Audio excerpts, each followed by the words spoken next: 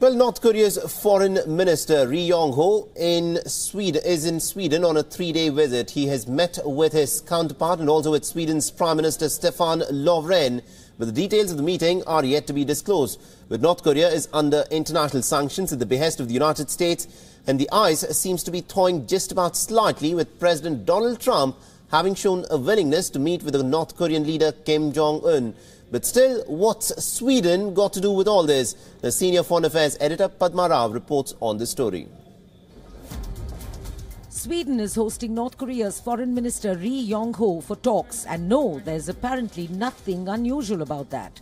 The United States and North Korea have faced off for several months over North Korea's missile tests and repeated threats to punch the red nuclear button. US President Donald Trump has retaliated in words and in full force. Almost all Western countries have sanctioned North Korea. So what is Sweden doing now? Breaking knäckebröd, or Sweden's tasty crisp bread, with the foreign minister of a so-called rogue state? Easy. Sweden represents the United States, Canada and Australia in Pyongyang. There are signs of a thaw between President Donald Trump and North Korean dictator Kim Jong-un. And like its close Scandinavian neighbour Norway for several decades, Sweden is now positioning itself as a deal maker, the peace broker, in the middle of the photo opportunity and that three-way handshake if and when it comes. Since the end of World War II, Scandinavian countries have maintained a careful neutrality and have generally stayed away from most international spats.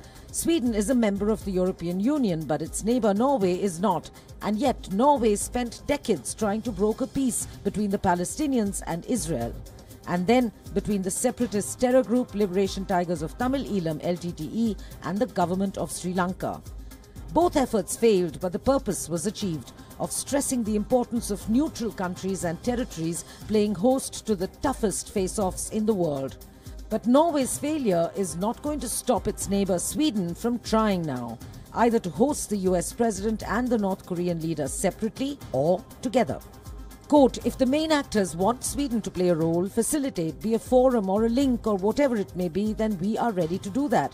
This is such an incredibly important issue. We are a country that is militarily non-aligned and have a long-standing presence in North Korea. And with the trust we enjoy, we think we can play a role. But it has to be the main actors who decide which role Sweden will play, unquote. That was Stefan Löfven, the Prime Minister of Sweden, in the Swedish news agency TT. What the world knows little of is the fact that Sweden established diplomatic relations with North Korea in 1970 and 5 years later opened the first Western embassy in Pyongyang. More recently, United States President Donald Trump thanked Stockholm for its intervention to release US student Otto Warmbier, who was imprisoned in North Korea. Padma Rao, WION.